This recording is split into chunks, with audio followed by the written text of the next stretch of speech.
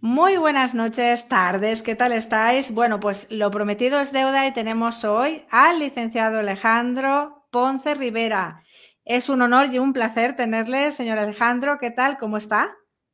Muy buenas tardes, estimada Gemma. Le agradezco infinitamente su invitación para que esté yo en su importante canal y desde luego agradezco también el que me dé usted la oportunidad de estar frente a su auditorio. Con mucho gusto, es un honor y con mucho gusto estoy aquí con ustedes. El gusto Así es es. nuestro y el honor también. Vamos a ver si podemos aclarar del súper vídeo que analizamos en el canal de Órdago, de este señor. Varios puntos que teníamos dudas. Yo también me formulé una serie de preguntas. Hemos visto que, bueno, que cada día este tema avanza. Desgraciadamente se van añadiendo protagonistas, se van añadiendo complicaciones. Entonces, bueno, yo insto a todos y todas que estáis ahí ya, van entrando poco a poco. También voy a dar paso enseguida a mi compañera Josefa. Lo que sí nos ha querido trasladar Alejandro, el señor Alejandro, ¿cómo quieres que te llame? Licenciado Alejandro. Puede ser Alejandro. De hecho, yo Alejandro, siempre que vale. me presentan en cualquier lugar y Sí, doy mi nombre, siempre digo Alejandro Ponce Rivera, nada más. vale, vale. Pues Alejandro está excelente. Alejandro, Sí, gracias. Nos ha dejado muy claro que lo que le gustaría o lo que él va a dar prioridad es aclarar los puntos, que tengáis dudas y si al final ponéis algún tipo de pega, en plan, bueno, pues la teoría es una cosa y luego la práctica es otra y nos contará también cosas muy interesantes que no todo el mundo conoce, ¿vale? Voy a dar paso antes de empezar, así va incorporándose más personas y nos vais generando las dudas, ahí nos vais escribiendo. Yo voy a ir pinchando comentarios, ¿vale? Por ejemplo, tenemos aquí a Oni que dice buenas tardes, noches a todos, chiqui like, deja tu chiqui like, tu perro like, lo que tú quieras, tu like y voy a dar paso a mi compañera Josefa. Muy buenas, Josefa. Buenas tardes. ¿Qué tal? Buena noche para ti. ¿Qué tal, licenciado? ¿Cómo están? Buena tarde. Gracias por la invitación para conversar algunos aspectos tan diferentes tal vez de mi parte con ustedes. muy buenas tardes, Josefa. Bueno, no sé, Buenas allá es tardes. tardes, noche. No, yo Sí, estoy aquí aquí en Ciudad de son ya México. noches. Ah, muy bien. Hola, ¿qué tal? Ahí Mucho son gusto. tardes, ¿no, Josefa? Sí, Sí, aquí son las Sí, 3:30 más o las menos. tres y Estoy en la media. Ciudad de México. Sí, muy bien. gracias. Muy bien. Vale, pues si os parece, vamos a comenzar. Nos falta un colaborador que se va a unir después, entiendo. Y yo, a falta de que me propongáis, de que la gente vaya proponiendo dudas, yo voy a ir preguntando, ¿vale? Dice, ya hablaron de este canal con Mr. Doctor. Dice LL, pues muy bien, genial. Entiendo también que de alguna manera, porque los comentarios muchísimos eran, pásale este vídeo a Mr. Doctor, cuando yo reaccioné al vídeo del licenciado Alejandro, al vídeo de Alejandro. O sea, la gente estaba, vamos, fue un 100% de aceptación de que sí, que al final la contundencia, o sea, al final marcarse tan contundentemente, es decir, no ir a los grises, sino ir a lo claro, a la gente le valió a ir a, o sea, que sí, que la gente entendió que era muy claro y muy importante el mensaje de Alejandro, en el sentido que no divagó. Fue un vídeo muy, muy claro, muy al punto, con las leyes muy oportunas, todo el dedillo, muy estructurado. Y en general, diría 100%, la audiencia lo valoró muchísimo, lo valoró 100% también. Un saludo, Sho. Sho también es colaboradora del canal. Nos viene a visitar alguna vez. Entonces, yo voy a pasar a ir a preguntar, ¿vale? Entonces, yo preguntaría, Alejandro, yo soy psicóloga, no tengo ni puñetera idea, así de claro, del tema legal, mucho menos en México, entonces yo voy a hacer las preguntas, ¿vale? Y para ponernos un poco en situación sobre el caso de Mr. Doctor y Marifer, como estábamos comentando, porque yo digo, oye, es que ahora encima existe ya la novedad de que esto ha escalado, ahora hay una denuncia a Charlotte y cómplices y la cosa cada vez se complica más. Cuéntanos, Alejandro, un poco lo que me has dicho a mí respecto a cuál tiene que ser la prioridad. Sí, yo creo que en ese momento la prioridad, desde luego desde mi punto de vista, la prioridad de Mr. Doctor sería concentrarse exactamente en defenderse del ataque ya legal que en su contra ha entablado Marifer Centeno. Mr. Doctor ya fue denunciado penalmente, está prevista una cita para el 13 de enero. Creo que ya incluso hay una resolución en donde se le impide hablar del tema. Entonces ya hay un ataque concreto, específico, real en este momento, ¿verdad? Y creo yo que es en ese punto donde debiera centrarse. No es conveniente que uno disperse la energía al mismo tiempo en varios frentes. No abrir una nueva batalla cuando no hemos todavía atacado una que ya se inició en nuestra contra. Entonces, de hecho, parece ser que esta persona, Charlotte, ha estado atacando últimamente en forma muy aguerrida a Mr. Doctor.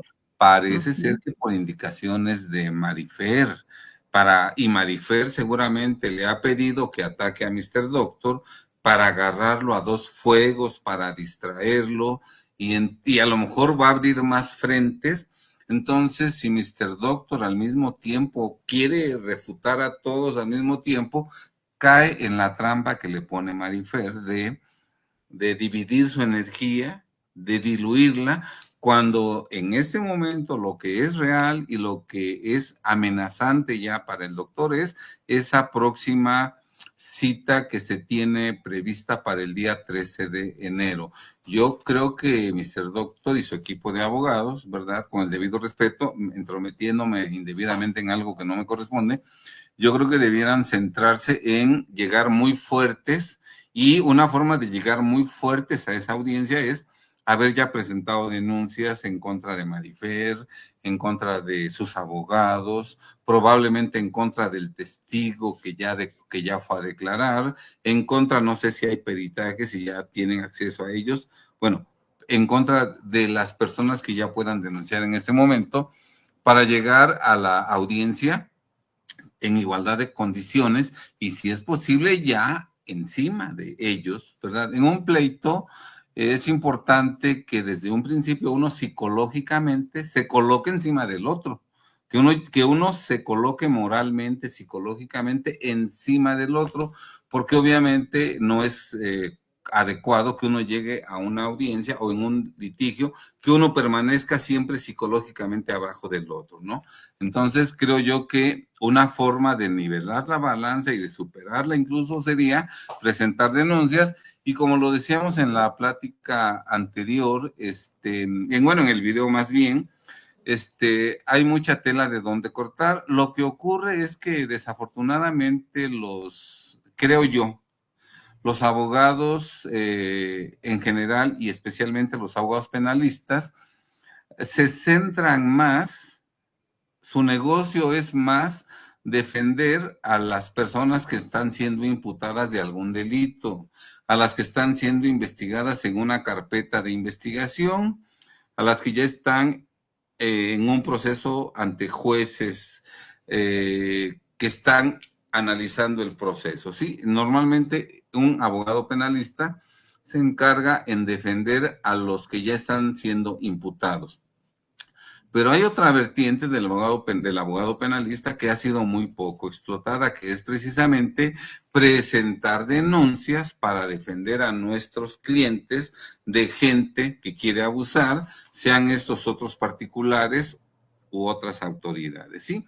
Entonces, si los abogados nos dedicáramos a estudiar el Código Penal sin necesidad, a ver, tenemos una tarde libre, tenemos unas horas de relax, podemos abrir el Código Penal y empezar a leer cuáles son las conductas que configuran los distintos delitos, a lo mejor remarcarlos con amarillo, ir haciendo anotaciones, de tal suerte que nos quede claro a nosotros qué conductas son delictivas. Y fíjese, estimada Gema, estimada Josefa, que cuando uno tiene esa información ya incorporada sin necesidad en nuestro cerebro, con mucha facilidad uno detecta, eso es delito. Eso es delito, claro. Si en mi cerebro hay un vacío total al respecto, pues aunque estemos viendo la conducta, no sabemos qué es delito y no Claro. actuamos en consecuencia. Si, por ejemplo, les comento de un delito que en México las autoridades cometen todavía al día de hoy, desafortunadamente, que cualquiera diría que no es delito. Por ejemplo, uno se presenta ante una autoridad a presentar alguna promoción, la que sea, una promoción. Uno llega a la oficialía de partes con su escrito, lo presenta y lo lógico sería que el empleado reciba el documento, ni siquiera lo lea, lo selle y devuelva la copia, ¿verdad? Eso sería lo normal, porque además yo siento que ni siquiera lo deben de leer, porque si está en la oficialidad de partes y su labor es recibir documentos, evidentemente no tiene la capacidad para analizarlo. Porque si tuviera la capacidad para analizar el contenido de una promoción, no estaría en oficialidad de partes, estaría en un escritorio, en otra dependencia de la misma autoridad, encargada de analizar el contenido de los escritos para darles trámite y darles respuesta, ¿sí? Pero en México, desafortunadamente, las autoridades impiden mucho que los particulares presenten sus escritos, porque normalmente cuando presentamos un escrito, ese escrito lo estamos presentando para defendernos de algo que nos está haciendo negativamente la autoridad. Entonces, la autoridad con cualquier pretexto, que no, eso debió haberse presentado ayer, no es el momento, y nos rechazan los documentos, y el Código Penal Federal mexicano señala con toda claridad que comete el delito de abuso de autoridad quien impide la presentación de un escrito. La autoridad que impide la presentación de un escrito, delito que se castiga con prisión de 1 a 8 años, con multa de días de salario, con inhabilitación temporal por el mismo número de años de prisión, de 1 a 8 años, y destitución del cargo. Todas esas penas por no recibir un escrito.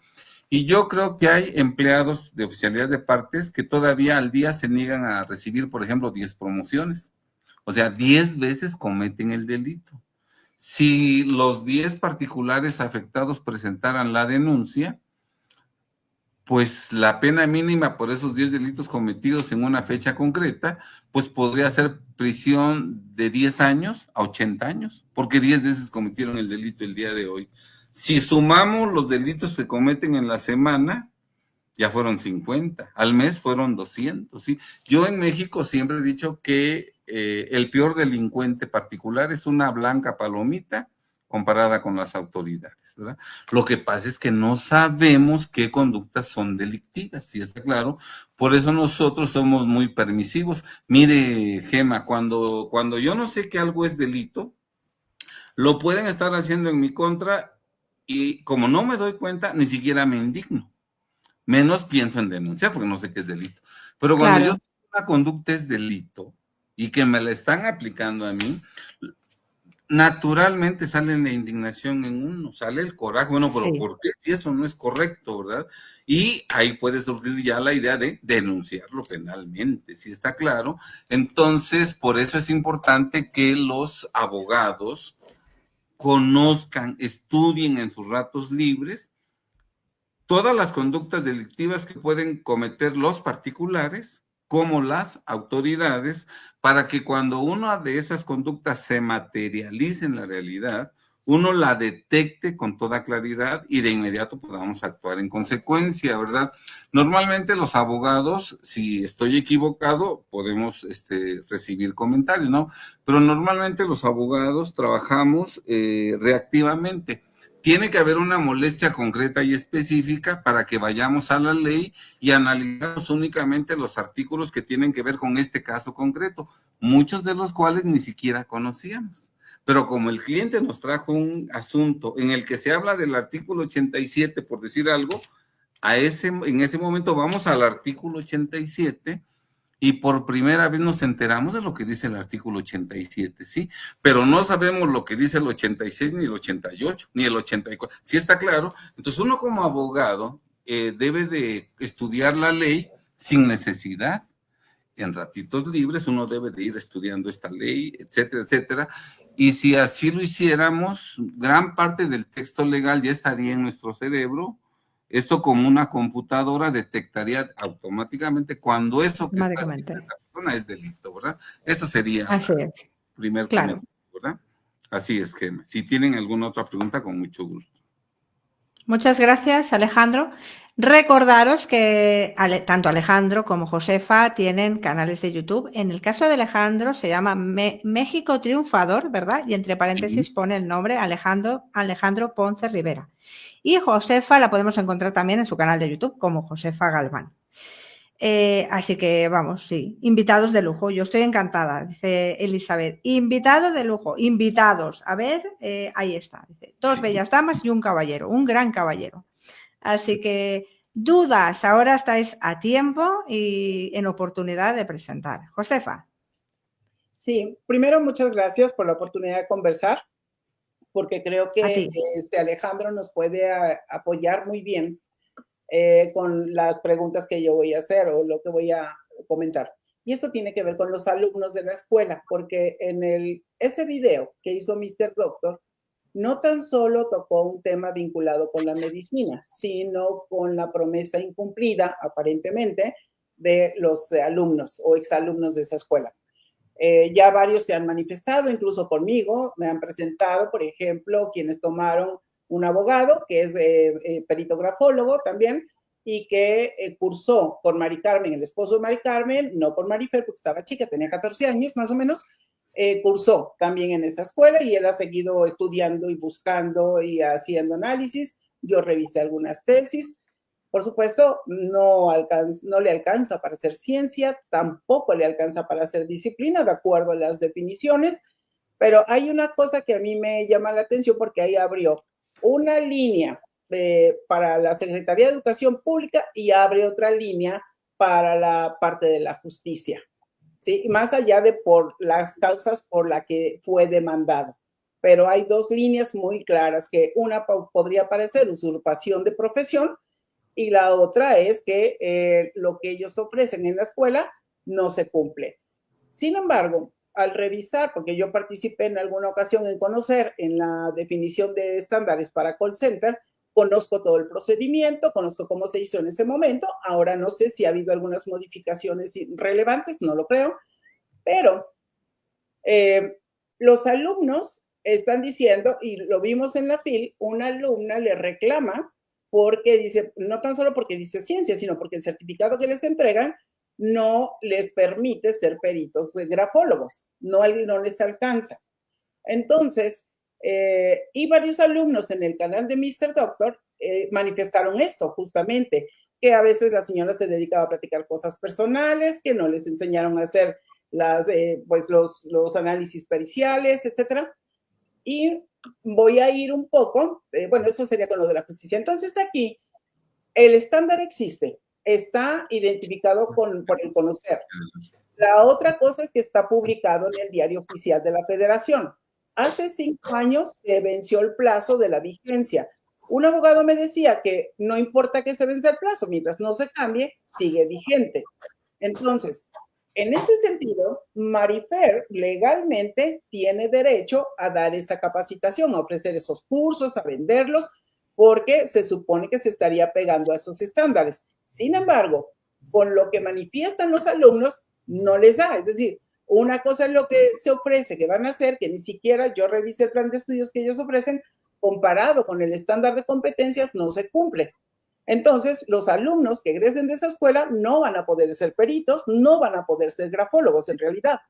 Y el certificado que ellos dan es un certificado propio, un certificado particular de una escuela que no está registrada. Cuando ella habla de que está registrada ante la Secretaría del Trabajo, ese es otro tipo de registro que cualquiera. Por ejemplo, si yo doy un curso de relaciones humanas, yo me puedo registrar ante la Secretaría de Trabajo, pero eso entra a otro campo que tiene que ver con las comisiones mixtas de capacitación en las empresas. Y ahí solamente se pueden dar constancias de habilidades laborales. Si yo estoy registrada en mi programa también y la empresa me contrata, yo puedo firmar esas constancias para que la empresa diga a la Secretaría del Trabajo, yo cumplí con mi plan de capacitación y contraté a esos instructores y están registrados ante la Secretaría. Pero en el caso del Conocer, cualquier institución educativa puede dar esos cursos y de ahí tiene que pasar a una entidad evaluadora y certificadora y notifica a Conocer que ya la persona cumplió con todos esos requisitos. Cuando yo veo la evaluación que marca el estándar, me parece que en ningún lugar están cumpliendo con lo que dice el estándar, ni siquiera los mismos evaluadores y certificadores. ¿Qué cosa les puede, Alejandro, como abogado, qué les puede recomendar a estos alumnos que están inquietos? Muy bien, bueno, pues yo creo que lo primero que tendríamos que tratar de demostrar es que la grafología no es una ciencia, ya lo sabemos, pero yo creo que tampoco es una herramienta o una técnica confiable al 100%. No es una herramienta confiable al 100%, y yo creo que es muy fácil demostrarlo, salvo su mejor opinión, ¿verdad? Yo lo que haría sería, de los peritos grafólogos que están en el listado del Poder Judicial. Perdón, Alejandro, pero eso ya sería, nos iríamos a la parte del Poder Judicial. Ahorita solamente estoy en la parte educativa, sí, donde ellas legalmente sí pueden dar esos cursos, porque sí, está en el diario oficial y solamente me estoy refiriendo, y esto es para los alumnos, más allá que hayan tomado un curso de, no sé, de constelaciones o de cualquier cosa, de numerología, etcétera, ellos no están impedidos legalmente para dar esos cursos y cobrar por ellos. Claro. La cuestión aquí es la oferta educativa no se cumple. ¿De acuerdo? Entonces tampoco se les informa, porque cuando la chica le pregunta que ella o le dice que su certificado no sirve, eso me da la impresión, es un caso, pero es como ejemplo, que nunca les explicaron lo que iba a implicar. Después de que termines tu curso, tú tienes que hacer el paso siguiente es este y el paso tercero es este para que tú cuentes con un certificado avalado por Conocer. A eso me refiero ahorita a la parte educativa. Sí, pero yo exactamente voy preparando la parte educativa. Mírala, mira mi respuesta. Sí. Yo creo que podríamos nosotros demostrar que esa enseñanza es inútil, que no sirve para nada, y ahí erradicar por completo esas escuelas y erradicar por completo el interés de personas de buena fe interesadas en estudiar eso, si por ejemplo hiciéramos el siguiente ejercicio. Yo contacto a 5 grafólogos que pueden estar ahí en el listado del Poder Judicial. Supongo que tiene que haber grafólogos que no están inscritos en el Poder Judicial. Yo contrataría a unos 10, cada uno por su lado, independientes, ¿verdad? Y propongo que estudien mi letra o la de alguna persona que esté de acuerdo, ¿verdad? Hazme el estudio de la personalidad de esta persona, lo quiero por escrito y con tus datos de grafólogo, ¿sí? Yo estoy seguro de que si contratamos a 5 grafólogos, cada uno va a decir una historia totalmente diferente. Y si contratamos a 10, cada uno va a decir una historia diferente, porque es nada más lo que a mí se me ocurre, lo que caprichosamente a mí se me ocurre, o a ver en qué libro viene que si hacemos este ganchito, ese ganchito significa tal cosa, que si en la T el palito lo ponemos muy arriba, significa esto, si es abajo. A mí en lo personal se me hacen esos estudios totalmente un fraude, y creo que muy fácilmente lo pudiéramos comprobar si logramos que 10 grafólogos distintos analicen una sola letra, y si los 10 nos dicen cosas totalmente diferentes, ya estaría demostrado que es puro invento de cada uno de ellos, que no hay un rigor científico, que no hay confiabilidad en esa herramienta, que no sirve para nada y que realmente no van en esa carrera, no es algo científico, no es algo técnico, no es algo que tiene una lógica, una secuencia, y que estudiar eso nada más es perder el tiempo y regalar nuestro dinero.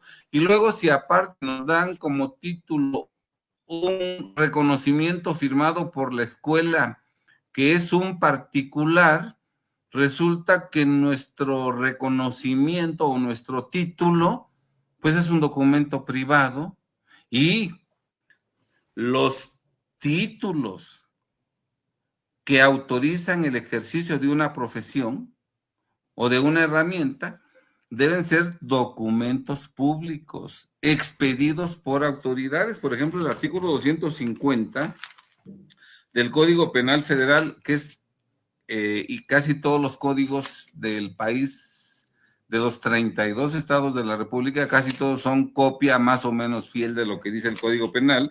El artículo 250 del Código Penal Federal dice que se sancionará con prisión de 1 a 6 años y multa de 100 a 300 días a quien, y fracción 2, al que sin tener título profesional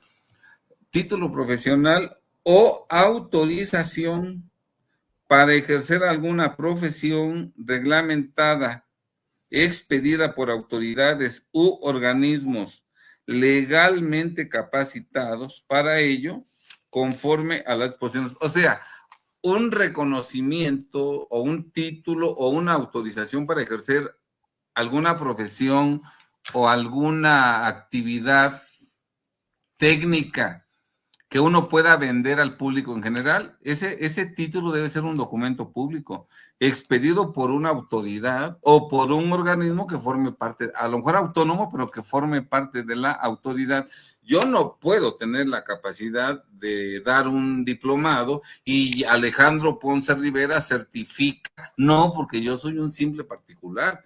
Tiene que haber una autoridad que avale los conocimientos que se acreditan en un documento que quiere ser como una certificación de que alguien es confiable. Pero yo no tengo la menor duda que si una firma o una letra la letra de una persona fuera analizada por 10 grafólogos, exigiendo nosotros que sea un estudio profundo, concreto, que den características y que lo queremos por escrito y con su firma, ¿verdad? Yo estoy casi seguro, casi pondría mis manos al fuego, de que no serían 10 dictámenes idénticos, no serían coincidentes, porque cada quien va a inventar lo que a su capricho quiera, ¿verdad? Sería interesante hacer ese ejercicio. Entonces, sí hay muchos libros escritos, sí hay análisis, sí hay estudios.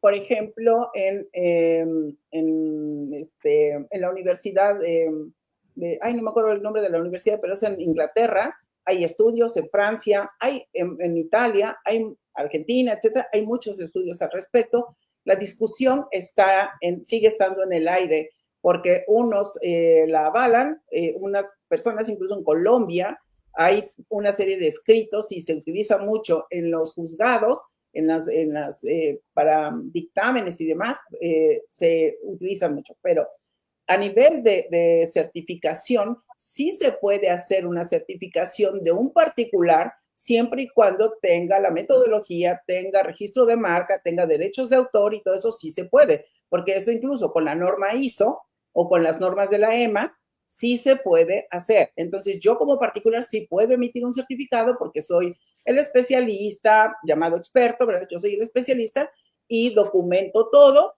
para presentarlo y recibir una autorización para hacer eso. Esto en cuanto a un particular. En cuanto al conocer, sí es un documento legal, licenciado, porque ellos están avalados por conocer, número 1, y 2, está en el diario oficial de la Federación. Entonces, no quisiera quitar este dedo del renglón y cuando decimos, si ponemos a 10 grafólogos a hacer esto, van a tener una línea base, el gancho para acá, el gancho para allá, porque todos hablan de lo mismo. Lo que va a cambiar es a lo mejor la interpretación final, donde yo digo que sí tiene tendencias criminales, por ejemplo. Lo voy a decir con distintas palabras, pero sí hay una línea base. Y tan es así que se utiliza la grafoscopía, y la grafoscopía es parte de la grafología, ¿no? Porque la grafoscopía, si la buscamos en la RAE, no aparece esa palabra, pero sí aparece grafología. Entonces, ¿eso es relevante? Puede ser o no. Legalmente ya usted nos dirá, pero de alguna manera sí es un proceso legal en cuanto a que sí se puede certificar y que sí pueden obtener unos documentos oficiales. porque pues, son técnicos, sí, son técnicos, son de especialidad, no son de especialidad, son de un oficio en particular, como es el caso de los carpinteros o de los de máquinas y herramientas, porque para eso nació Conocer, para certificar la experiencia de una gran cantidad de personas que no contaban con ciertos estudios. Para eso nació justo. Entonces, sí existe esto, pero la escuela tal vez no está cumpliendo el estándar y lo que le enseña a sus alumnos no les alcanza para poder ejercer ese oficio que les prometieron. A eso me refiero, a ese espacio. Cuando... Si me permiten, Josefa y Alejandro, Sí. disculpad. LL dice, Conocer también puede verificar si se cumple el estándar, pero yo donde veo también el problema es que, dice, en teoría no se puede ser centro capacitador y al mismo tiempo centro evaluador. Esa sería otra también. No se puede ser juez y parte. Claro. Por eso Marifero, la escuela de las Maris, no pueden entregar más que su documento de que dieron la capacitación, pero ellas no están facultadas no evalúan. para entregar el certificado. Tienen que ir con otro. Yo creo que la gente que estudió ahí tendría que buscar que en el Conocer, ahí están los organismos evaluadores y certificadores, ir con ellos, que los evalúen y que ellos les digan si cumplen o no con el estándar. En caso de que no hay, yo creo que podría ser, si se juntan estos 10 que fueron a ser evaluados y no, podrían demandar, no sé. Claro que sí. Aquí me gustaría comentar algunas cosas. Como usted lo sabe, Josefa, yo creo que en México, y más en la actualidad, yo creo que en México la corrupción reina más que nunca en todas las áreas del gobierno, ¿verdad? Y también entre los particulares, porque no únicamente es corrupta la autoridad, también son corruptos los particulares. Entonces, el hecho de que tengan algún reconocimiento los estudios por conocerse, ¿verdad? No nos da ninguna garantía. Recordemos, por ejemplo, que hay universidades que se dedican cotidianamente a vender títulos de maestro, de doctor, y tienen cédulas profesionales con base en esos títulos comprados, ¿verdad? Cédulas profesionales de doctor y de maestro, personas que no tienen ningún conocimiento de fiscal. ¿Sí está claro? Cuando hablamos de una ciencia, por ejemplo, de la ciencia jurídica, es fácil y es posible demostrar las tonterías, los absurdos que en cuestiones jurídicas está haciendo un sujeto, está formulando un sujeto que aunque tenga título de doctor, la realidad es que no sabe nada de derecho, ¿sí?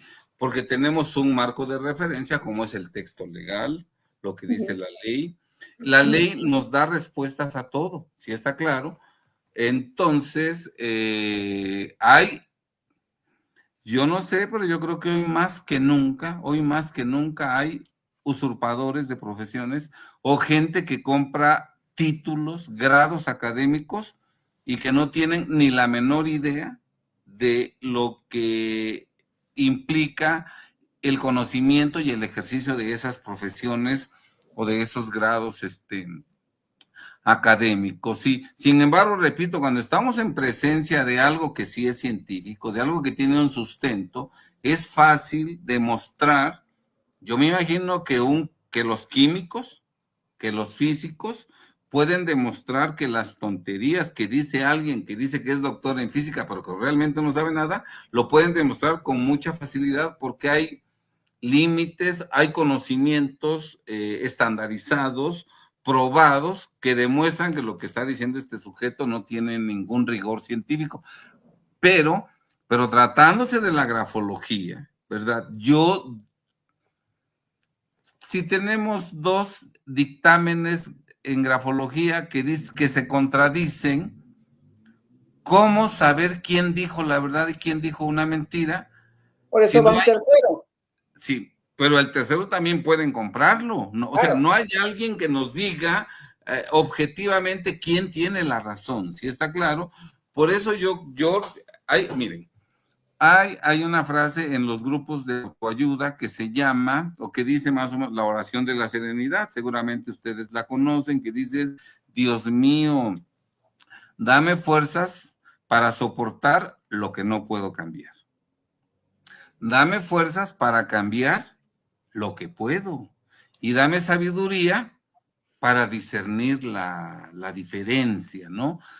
Obviamente, en un país tan corrupto, difícilmente nosotros podemos tener la fuerza para cambiar que esa corrupción desaparezca y que entre la honestidad en todos los ámbitos. Lo que sí podemos hacer es evitar que esas charlatanerías nos afecten a nosotros en nuestra vida privada y en la vida privada de nuestros clientes como abogado. ¿Sí está claro? Si a mí en un proceso, en un juicio o en lo que sea, a mí mi contraparte me ofrece una prueba en grafología, ¿verdad? Lo primero que yo haría sería ofrecer la misma prueba de mi lado. ¿Sí está claro? Claro. Pero permítame, sí, por favor, ¿sí? Y en segundo lugar, ofrecer la prueba, ahora sí, pericial, en psicología o en psiquiatría. Que esa sí tiene forma, no me la pueden desechar. Y entonces, a ver, ¿qué valor va a tener una prueba en grafología de alguien que probablemente nada más terminó la secundaria? Porque eso nos dijo el Mr. Doctor en un video, que para estudiar esa técnica no se requiere de ningún estudio previo profesional. Puedes estudiarlo con primaria, con secundaria, con preparatoria. A ver, ¿qué valor tendría en un juicio una prueba en grafología? Sobre todo si tú ofreces otra prueba en grafología que contraponga lo que dice el perito de grafología de la otra contraparte, pero además estás exhibiendo la prueba en psiquiatría, la prueba en psicología forense, qué sé yo, matas al otro. ¿Sí está claro? Repito, probablemente no podamos nosotros eliminar que haya grafólogas, que se siga diciendo que es una técnica, que en el Poder Judicial siga habiendo listados de grafólogos que pueden ser contratados para un juicio concreto, sí. Bueno, pero como eso no lo podemos evitar, en un caso concreto, que quieren lastimar a mi cliente o que me quieren lastimar aquí con una prueba en grafología, yo ofrezco mi prueba en grafología y ofrezco mi prueba pericial en psiquiatría forense, en psicología forense, etcétera. ¿Sí está claro? Eso es lo que podemos hacer, porque repito, hay que estar conscientes de lo que es posible cambiar y de lo que no es posible cambiar. Y en un país tan corrupto como México, yo veo muy distante que eso pueda cambiarse, ¿eh? Afortunadamente, Mr. Doctor, con este problema que tiene, ha despertado la conciencia de muchos mexicanos que no estaba despierta. Él ha logrado con su lucha ese mérito de que la sociedad se interese en este tema y sí, habrá que atacar el problema de esa corrupción desde varios medios, ¿verdad? En distintas instancias, ¿verdad? Uno de ellos, exactamente, que se dé cierto rigor estructural en el gobierno a la grafología, ¿verdad? Pero yo en lo personal veo que en cuestiones de moralidad y de honestidad vamos hacia atrás, vamos hacia abajo, no estamos estables ni vamos hacia arriba, vamos cada día para abajo porque hoy en día más que nunca en México nos gobierna la ignorancia. Entonces uno tiene que ver de qué manera se salva, ¿verdad? Así es. El año pasado hubo un congreso, por ahí creo de octubre, noviembre, donde Carmen Vázquez, creo que usted la conoce, supongo, ella y otro abogado muy reconocido en España, ellos presentaron la duda razonable con respecto a las periciales, ¿sí? A mí me llamó mucho la atención porque no tan solo se está poniendo en juicio lo de la grafología, se están poniendo en juicio todo y hay criterios muy claros, como por ejemplo cuáles son las credenciales de la persona que hace el dictamen, cuáles son sus razonamientos, en qué se basa, qué datos concretos se está tomando en consideración para decir lo que dice. Luego, ¿cuál es el margen de error que puede tener su dictamen y en qué está basado, en qué otros estudios se fundamenta. Y el último, cuáles son sus conclusiones.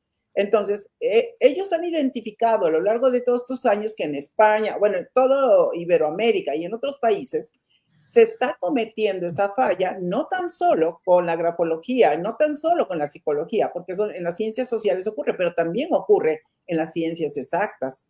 Entonces, que muchas veces están personas no calificadas, porque cuando hablamos de perito, estamos hablando de alguien que sabe más que una persona que ahí sí sería el experto. Y se dieron cuenta, han hecho estudios, está muy interesante esto, se han hecho estudios donde se demuestra que la incapacidad, la incompetencia y la ignorancia de los peritos es mucha y que también juega el juicio del juez, o sea, los sesgos cognitivos, cómo están ahí, y también del denunciante, ¿no? Que también ahí está en juego. Y creo que esto viene a abonar con lo que usted está explicando con respecto al caso de Mr. Doctor, que él está peleando una cosa y se le denuncia por otra.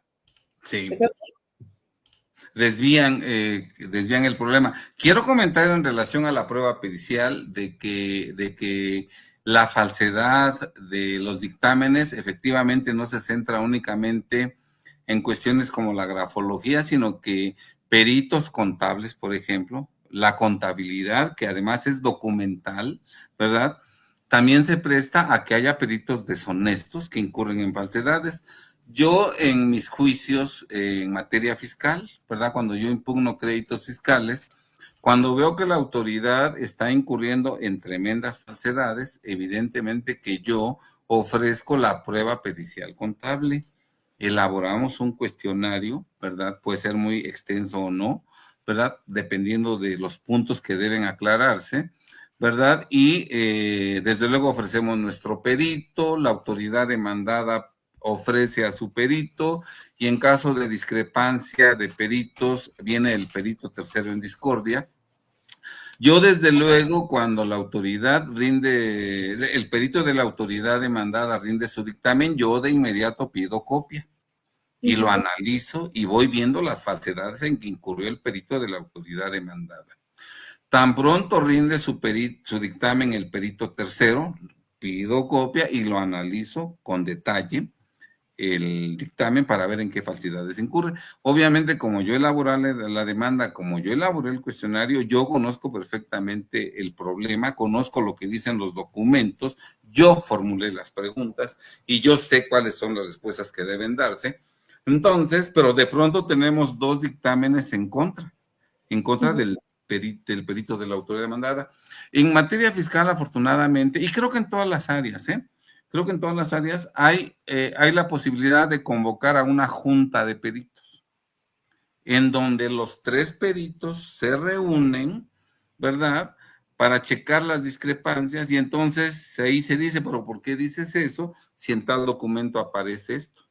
¿Por qué afirmas que no si aquí está que sí? ¿Sí? Entonces se hace una junta, desde luego yo preparo profundamente a mi perito para que él sepa cuáles son los puntos que debe atacar de los otros dictámenes de los otros peritos, y afortunadamente hasta el día de hoy hemos logrado ganar los asuntos, porque en esa junta de peritos el secretario de acuerdos y el magistrado se dan cuenta de las inconsistencias de los otros peritos, ¿sí? No importa que sean dos peritos. Si demostramos en esa junta de peritos que han dicho falsedades, que lo que dicen se contrapone con lo que dicen los documentos, si está claro, entonces logramos ganar. Lo que pasa, estimados amigos, es que muchas veces ofrecemos la prueba pericial, por ejemplo, en materia fiscal, ¿sí? Rendimos nuestro dictamen, la autoridad rinde su dictamen y muchas veces el abogado no pide copia del dictamen de la autoridad demandada. No lo pide.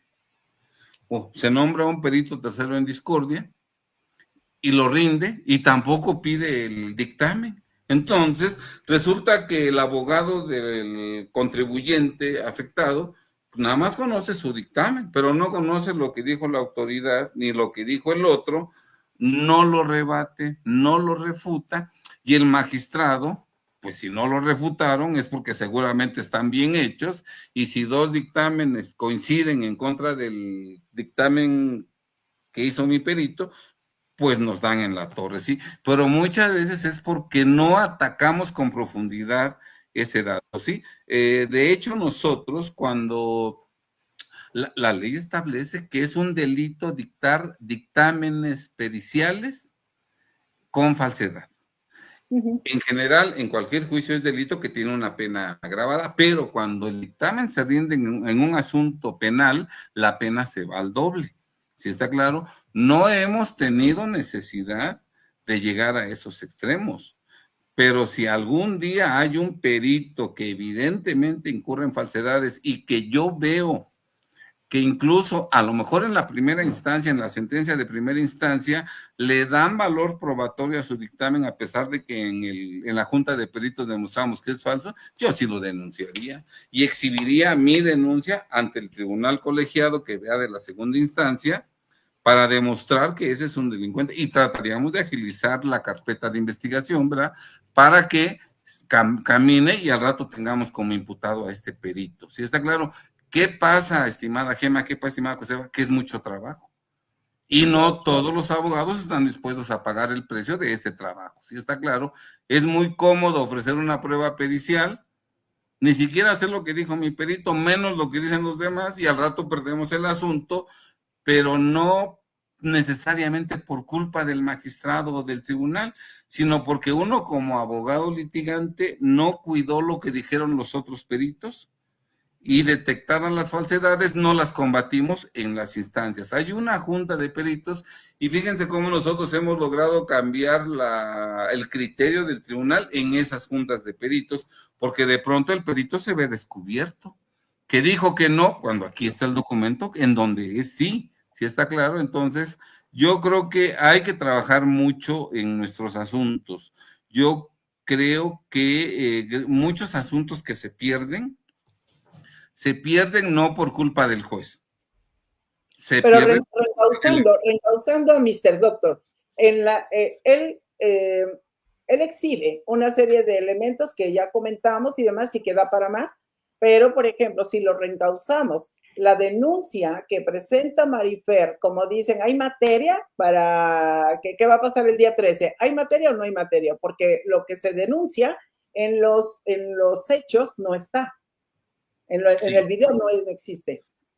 Sí, yo creo que, bueno, es que yo no conozco realmente lo que dice la denuncia más que lo que dice Mr. Doctor. No sé si ellos ya tuvieron acceso a la denuncia y si ya la leyeron con detalle. No sé si tienen una copia, no sé si ya la han analizado con detalle o se van a enterar por primera vez cuando tenga lugar la audiencia del 13 de enero, porque no nos han dicho específicamente que ya sepan sobre qué ellos versan la denuncia, ni sobre, pero de lo que dice Marifer, ¿verdad? Yo en lo personal, yo lo que ya hubiera ofrecido sería una prueba en psiquiatría de Mr. Doctor.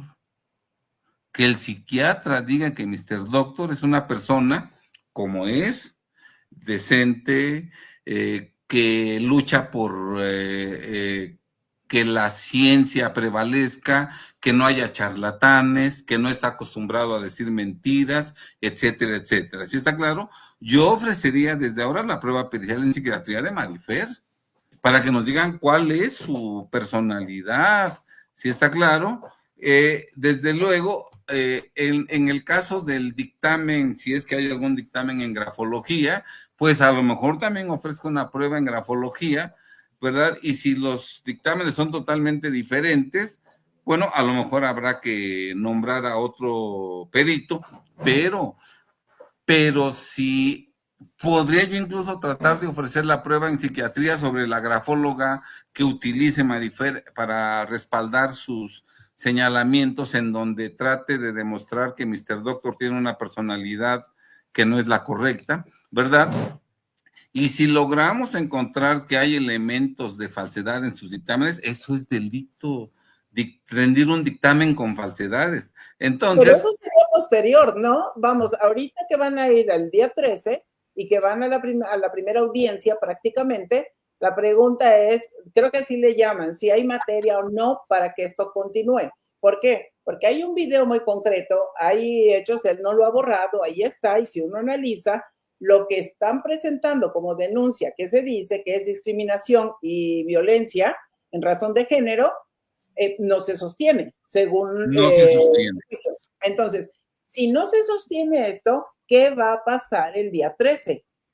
Bueno, si los abogados de Mr. Doctor logran demostrar que no se sostiene para una acusación por discriminación, ¿verdad? Bueno, pues tendría que, no sé exactamente, porque no nos dicen con mucha claridad de qué se trate, pero si la audiencia es ante la fiscalía, pues pudiera proceder que se archive la carpeta o que se suspenda para que se integre de mejor manera la carpeta, se alleguen más elementos, ¿verdad? Eso procedería, que se detuviera. Y hay una jurisprudencia de la Suprema Corte de Justicia de la Nación que establece que, si bien es cierto que la Constitución no... Una jurisprudencia es un antecedente, ¿no? Jurisprudencia es algo que es obligatorio. Ok. Hay precedentes, no sé si la tendremos allá o allá, la jurisprudencia, si la puedes buscar en mi cajón, aquí. La jurisprudencia es cuando algo ya se ha ganado, ¿no? Y además... La jurisprudencia, es decir, para el resto de casos ya tiene que ser así. Exacto. Y es obligatoria. Y es obligatoria la jurisprudencia. Déjenme ver, creo que la encontré aquí, un segundito. Están diciendo que vienen del canal ya, del directo de Mr. Doctor. Saludos y bienvenidos a todos. Y están diciendo que habló bien de Gema. Pues muchísimas gracias. Qué honor, qué placer y qué honor. Muchas gracias. Dejen sus likes, dice Dulce. Muchas gracias, Dulce. Bien, aquí encontramos... Les pediría un poco para agilizar un poco las preguntas, ¿vale? Porque tenemos algunas preguntas ahí en cola, ¿vale? Porfa. Contesto con esta jurisprudencia que fue sustentada en el año de 2013 por la primera sala de la Suprema Corte de Justicia de la Nación. Miren ustedes lo que dice el texto de la jurisprudencia, que es obligatoria para todos los tribunales y todas las autoridades en México, señala el título, libertad de expresión. La Constitución no reconoce el derecho al insulto, ¿verdad? Ese es el texto.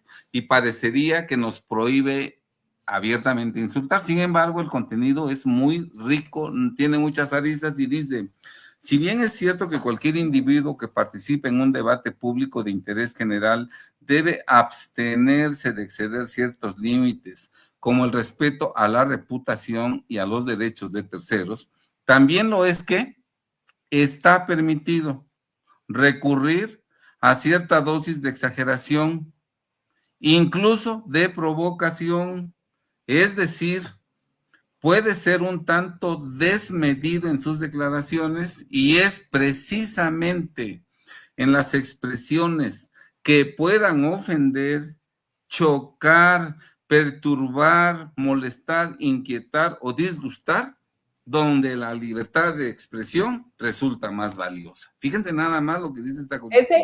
Ese es muy importante, lo que estás leyendo, sí. Como para que diga... Háblame de tú, por favor, Sí, gracias. ¿Cuál es la jurisprudencia? ¿Cuál es el número? ¿De qué fecha es? Porque esto, si no lo han visto los abogados de Mr. Doctor, porque no es que sepan todo, como lo acaba de decir, esto me parece que sería súper importante. Súper importante. Vean ustedes lo que dice aquí. Es el registro. Se conoce o se identifican rápido las jurisprudencias con el registro digital, y el registro digital que lo puede obtener cualquier abogado, cualquier particular, con este puro registro es el 200-330-2. O lo digo de dos en dos, 20-03 32, ¿verdad? 30, ese es el registro. Y vean lo que sigue diciendo. Así pues, no todas las críticas que supuestamente agravien a una persona, grupo o incluso a la sociedad o al Estado pueden ser descalificadas y objeto de responsabilidad legal, ¿verdad? ¿Qué más dice? Es importante enfatizar que la Constitución Política de los Estados Unidos Mexicanos no reconoce un derecho al insulto o a la injuria gratuita. Gratuita es una injuria o un insulto que no tiene sustento, nada más insulto por insultar, pero no hay una base que justifique por qué estoy diciendo que es deshonesto. No estoy diciendo por qué es un farsante o por qué es un usurpador o porque es un charlatán. Eso es lo gratuito, ¿no? Esta jurisprudencia no dice que no reconoce un derecho al insulto o a la injuria, no. Sí podemos insultar y sí podemos injuriar, pero fundadamente. Lo que no podemos hacer aquí es insultar o injuriar de manera gratuita, sin ningún sustento. Sin embargo, dice esta jurisprudencia, la Constitución tampoco veda, tampoco prohíbe expresiones inusuales, alternativas. No prohíbe expresiones indecentes, escandalosas, excéntricas o simplemente contrarias a las creencias y posturas mayoritarias, aun cuando se expresen acompañadas de expresiones no verbales, sino simbólicas. O sea, esto lo permite la Constitución. Por ejemplo, yo no digo nada, pero digo, no, es que esto es de veras. Bueno, ahí está una expresión simbólica que como es el caso de la S, como es el caso de la S, ¿no? Que no se refiere porque hasta hay un movimiento que dice que ni S, ¿no? Pero no necesariamente se corresponde con lo que en el video de Marifer, donde le hicieron todos esos cortes, como que son insultos tras insultos, no se correspondería, o sea, no aguanta la denuncia. Además, fíjese usted, una cosa es que Mr. Doctor hubiera dicho todo lo que dijo, sin señalar hechos concretos, ilegales o deshonestos de Marifer. No fueron gratuitas esas injurias o esos insultos, no fueron gratuitos, que además ni son injurias, porque injuria es un señalamiento falso. ¿Sí está claro? Lo que pasa es que el deshonesto cree que tiene derecho a que nadie hable de sus deshonestidades, y eso no es cierto.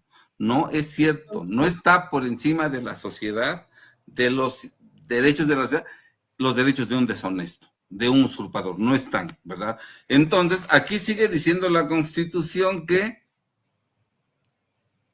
consecuentemente, el derecho al honor prevalece cuando se debe prevalecer el derecho que no injurien a una persona cuando la libertad de expresión utiliza frases y expresiones que no están protegidas constitucionalmente. Es decir, expresiones que sean absolutamente vejatorias, sin fundamento, entendiéndose como tales aquellas expresiones ofensivas o oprobiosas según el contexto. Pero más adelante aclara la jurisprudencia que respecto del citado contexto, su importancia estriba en que la situación política o social de un Estado y las circunstancias concurrentes a la publicación de la nota pueden disminuir la significación ofensiva, o sea que no son tan ofensivas, o aumentar el grado de tolerancia. Se debe tolerar porque ya expresó muchos hechos concretos y específicos que justifican que le diga charlatana, que justifican que le diga que es una usurpadora, que justifican que le digan que engaña a los alumnos de sus escuelas, ¿sí está claro? O sea, ya esta jurisprudencia yo se la mandé a los abogados de Mr. Doctor, yo creo que se las mandé el 30 de noviembre, pensando también en Mr. Doctor, yo publiqué un video que dice algo así como los límites a la libertad de expresión no protegen a gente deshonesta que viola la ley, pensando en él. Y es que yo este tema lo tengo muy estudiado este año a profundidad, porque yo fui demandado por 4 personas a quienes en 2017 denuncié penalmente por usurpación de profesiones, y este año, después de que ya venció el plazo que la ley le da para ejercer alguna acción en mi contra, 4 personas me demandan por esa denuncia, 3 de ellas me reclama cada una 3,5 millones y uno me reclama 20 millones de pesos de indemnización. En total son 30,5 millones los que me reclaman, obviamente basándose en falsedades, Lo que pasa es que la jurisprudencia dice, por ejemplo, que se viola el honor de una persona cuando se meten con su vida privada, cuando violan derechos de terceros y cuando difunden sus datos personales, ¿sí? Entonces, estos sujetos ignorantes, ¿verdad? Como merolicos repiten, no es que violó mi vida privada, no es que violó mis derechos y no es que difundió mis datos personales, ¿sí está claro? Pero como merolicos no demuestran concreta y específicamente qué datos de su vida privada yo di, ¿sí? No demuestran qué derechos afecté. A ver, digo, no, nadie tiene en México el derecho de usurpar profesiones.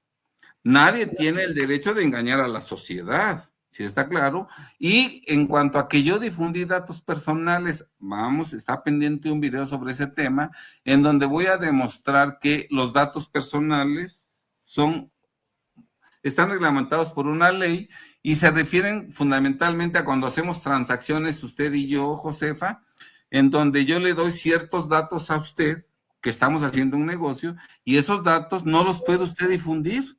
Pero de eso se trata, ¿sí está claro? No de datos que son públicos y que están en registros públicos de la propiedad, como si usted tiene o no cédula profesional. Ese no es un dato personal, porque incluso el Registro Nacional de Profesionistas es un registro que la ley dice que es público, al que todos tenemos acceso y que esa información es importante que la conozcamos todos para que no nos dejemos sorprender como sociedad, ¿sí? Entonces, esta jurisprudencia yo creo que es verdaderamente contundente para defender a Mr. Doctor, ¿verdad? Y yo... Alejandro, sí, mira lo que nos dice Diego. Dice, licenciado, ¿ya se postuló para juez o ministro? Para votar por usted. No, fíjese que nunca a mí, perdón, así hay muchas personas que amablemente me sugieren que yo sea, que me inscriba para ser ministro juez, pero no está en mis planes porque desafortunadamente como juez o como magistrado o como ministro, uno ya no tiene libertad. Ya uno tiene un patrón y yo lo que digo, yo gato ni de Angora, ¿sí está claro? Entonces, no, yo prefiero mi autonomía, que no haya nadie que me diga, esto no lo puedes decir, no, esto no, o tú este asunto lo tienes que resolver así. Yo valoro mucho mi libertad y entonces no me interesa. Yo siento que soy más útil a los mexicanos de este lado, defendiéndolos, difundiendo información en mis videos, etcétera, que nos ayude a todos a que preparados todos no permitamos que abusen de nosotros ni las autoridades ni particulares deshonestos, ¿verdad? No creo yo que haya un salvador de la sociedad, sino que en la medida en que la sociedad incremente sus conocimientos, en esa medida, como sociedad, no vamos a permitir que autoridades o particulares deshonestos abusen de nosotros. Entonces, yo a lo que creo que puedo dedicarle mi tiempo es a tratar de difundir nuestra cultura jurídica para que los mexicanos se den cuenta de lo importantes que son, de que somos soberanos y de que las leyes nos dan muchos derechos. Miren ustedes, por ejemplo, una autoridad es más vulnerable que nosotros. En el Código Penal Federal de cualquier estado hay delitos que cometen los particulares, ¿sí? Y hay delitos que cometen las autoridades, ¿sí? Yo soy particular, yo no soy autoridad. Yo los únicos delitos que puedo cometer son los que cometen los particulares, ¿sí está claro? Si yo fuera servidor público, fíjense bien, me podrían acusar a mí por todos los delitos, tanto los que cometen los particulares, porque llevo una vida privada y soy particular, como los que cometen las autoridades, porque sería yo autoridad, ¿sí? O sea, a mí me podrían acusar y aplicar todo el código, mientras que como únicamente soy particular, no me pueden aplicar a mí delitos de las autoridades. ¿Sí está claro? Entonces, eso es lo que no nos damos cuenta los contribuyentes. Yo creo que si los particulares conociéramos todo lo que es delito, tendríamos otro país. Por ejemplo, en un juicio,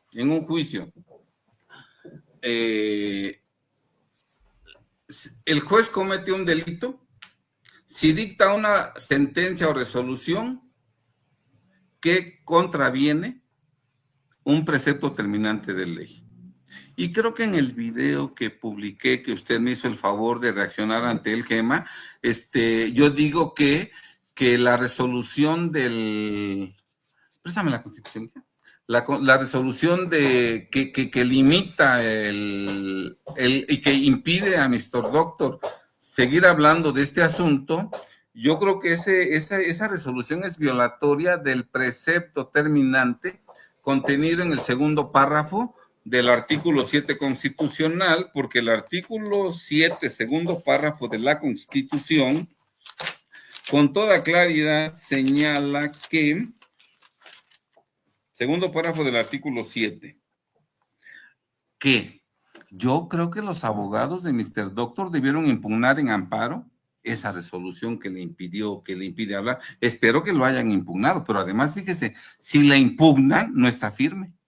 Y como no está firme, podría seguir hablando Mr. Doctor, porque esa orden de que no hable, no está firme, está en subyúdice en otra instancia, entonces no le aplicaría. Claro, si no le impugnaron, pues ya quedó firme y supuestamente sí lo pueden limitar. Pero vean lo que dice. Pregunta, aquí no, según mi juicio, no quedó claro si estuvo prohibido por los abogados para no decir de más que pueda afectar el debido proceso, ¿sí? Bueno, digo, o si porque en la emocionalidad pues se nos saben muchas cosas y muchas palabras, entonces creo que le están revisando los videos y lo que puede decir o no, etcétera, creo que lo están cuidando, me parece.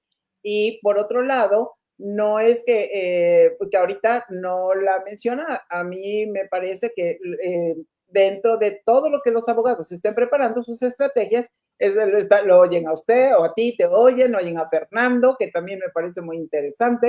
Muy capaz el abogado Fernando. Que presentó la desarticulación de una pericial de grafología y psicología. Ese video es imperdible, está precioso, como una especialista, una psicóloga especialista, desarticula todo el dictamen. Muy bien, ese vale la pena ver. Muy excelente abogado Fernando Rosales, me parece una persona muy capaz, a pesar de que es muy joven, es una persona brillante. El que es bueno desde joven se le ve, ¿eh? No tiene que llegar a cierta edad para que todos descubramos que es un genio, ¿verdad? Pero vean lo que dice el segundo párrafo del artículo 7. Ninguna ley ni autoridad puede establecer la previa censura, ni coartar la libertad de difusión, que no tiene más límites que los previstos en el primer párrafo del artículo 6 de esta Constitución. No, parece ser que él en un video dice, me quieren callar, y creo que hay una orden de una autoridad que le dice, tú ya no puedes hablar. Ese acuerdo debía haberse promovido amparo en contra de este acuerdo y no estaría firme. Está subyúdice y por lo tanto no obligaría en este momento a Mr. Doctor. Y si en ese amparo alegamos que no hay previa censura, máxime que en las expresiones que él ha dicho no se violan los límites que establece el primer párrafo del artículo 6 constitucional, porque no ataca la moralidad. Mr. Doctor no está proponiendo que todos hagamos cosas inmorales. No ataca la vida privada de Marifer, porque no se mete con la vida íntima, con la vida familiar, con el hogar. No, habla de su actividad profesional, de lo que dice en televisión, de lo que dice en sus videos, que eso es público. Si fuera privado, no lo publicaría. Lo íntimo, lo privado, lo queremos reservar a un grupo reducido y no lo voy a decir en un video o en televisión abierta a nivel nacional. No ataca derechos de tercero porque ningún artículo nos autoriza a usurpar profesiones, engañar a la sociedad a decirle que con cambiar de tinta vas a adelgazar o te vas a sentir tranquila, ¿verdad? O que demuestre Marifer, que diga, aquí está fulana de tal, que era bien gordita, aquí están las fotos, y que gracias a que escribió con tinta tal, morada, a ver, nada más qué silueta tiene tan esbelta, ¿sí? Eso tendría que demostrarlo, mientras no lo demuestre y tampoco promueve la comisión de delitos.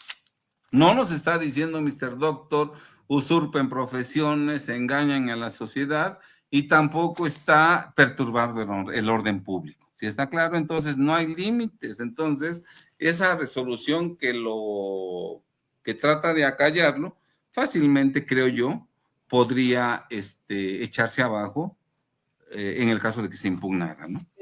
¿Qué tanto puede servir, por ejemplo, que los abogados soliciten, por ejemplo, la tira de materia, las calificaciones y todo esto de los estudios de Marifer como abogada?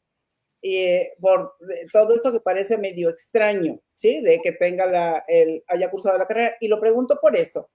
En varios videos he visto que dice, miren, aquí está la fundamentación, aquí está esto, pero como esto, o aquí está el acta constitutiva de mi escuela, pero como estos son documentos privados o algo así, estos no se exhiben, que tendría que exhibirlos para mostrarlo, todo lo pone así y ya ni vimos qué estudio, de dónde lo tomó, si fue de PubMed o algo, no vimos nada y no puso nada de vínculos, ¿no? A diferencia de lo que hace Mr. Doctor, de todo lo que muestra, puede estar incompleto, puede ser insuficiente, lo que quieran, pero todos los vínculos los encuentra uno en sus videos. Porque, como decíamos, no es lo mismo estudiar ingeniería que ser ingeniero, no es lo mismo estudiar derecho que ser abogado. Entonces, si ella estudió derecho, por lo menos, creo que debería de tener conocimiento de lo que está de moda, que es la violencia de género, en razón de género, y la difamación que no aplica para la Ciudad de México, eso tampoco corre, y que los insultos que dicen no se sostienen. La otra, y que sus abogados, me recordaron a los abogados de Amber Heard, que toman un caso que saben que van a perder, por ejemplo. Porque hay un conjunto de mentiras ahí que cada vez que llegaban los abogados ordenados, estructurados, con pruebas, con datos y demás, desmontaban todo. ¿Y qué opina de eso? Sí, yo lo que creo es que los registros de la escuela de Marifer, lo primero que yo haría sería investigar de acuerdo a su publicidad o de acuerdo a la legislación aplicable a escuelas de esa índole, quienes deben dar a juicio. Me refiero a la escuela de Derecho, donde ella dice que estudió, porque el mismo 23, la madre y la hija obtienen sus cédulas. Eso, bueno, ahí yo ni siquiera tengo que investigar cuáles fueron sus calificaciones. Parece ser que ella, desde hace muchos años, se ha ostentado como licenciada en Derecho, cuando no tenía cédula profesional, porque la cédula profesional recién la obtuvo en 2023. Lo único que yo tendría que recabar para demostrar que en 2022, 2021, 2020, 2019 usurpó profesiones sería recolectar esos videos y demostrar con el Registro Nacional de Profesionistas que su cédula la obtuvo en 2023 y que consecuentemente en los años previos se ostentó como profesionista. Ahora, el delito de usurpación de profesiones, a nivel federal hay 5 conductas y a nivel Ciudad de México hay 3 conductas, y para que se cometa este delito no se requiere que concurran las 3 conductas. Con una de las 3 que se cometa ya es suficiente para que se configure el delito de usurpación de profesiones. Primera, atribuirse a una profesión que no se tiene. O sea, no tienes que hacer más. Simplemente tú decir, yo soy licenciada egresada de la UNAM, Ciudad Universitaria, y si no es cierto, usurpación de profesiones.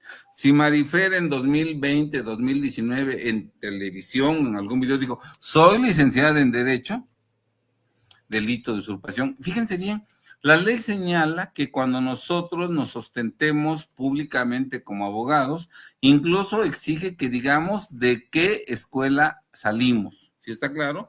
Por eso yo en mis videos siempre digo, soy licenciado en Derecho por la Facultad de Derecho de la Universidad Nacional Autónoma de México. ¿Sí está claro? Entonces,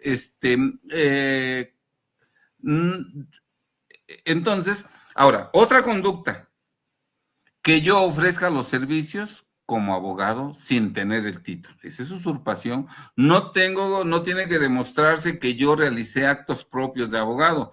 Basta y sobra con que yo ofrezca mis servicios como abogado sin tener cédula para que cometa el delito. Y la tercera conducta, que yo realice actos propios de abogado sin tener título, cédula. Y fíjense bien, los actos propios de una profesión, no nada, por ejemplo, en el caso de abogado, los que denuncié penalmente en 2017 y que ahora me demandan civilmente son ignorantes, ¿verdad? Porque ellos creen que únicamente ejerzo mi profesión de abogado cuando litigo ante los tribunales. Entonces ellos dicen, no, yo nunca ejercí la profesión de abogado porque nunca he litigado en tribunales. Bueno, como abogado, son actos propios de la profesión de abogado, dar entrevistas de derecho, que me pregunten de derecho, eso es un acto propio de abogado.